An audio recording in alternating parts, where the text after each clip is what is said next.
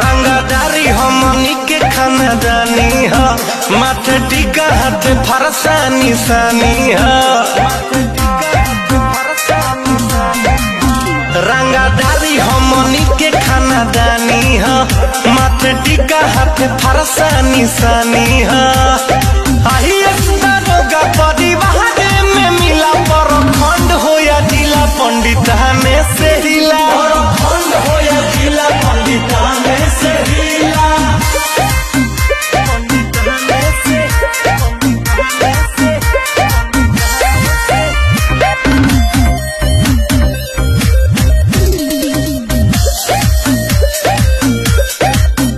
नहीं करे चपलूसी आवेला सीधा सिंपल रहल ही भावेला कर बात आवेला यान पर हमर मारल पानी नहीं पावेला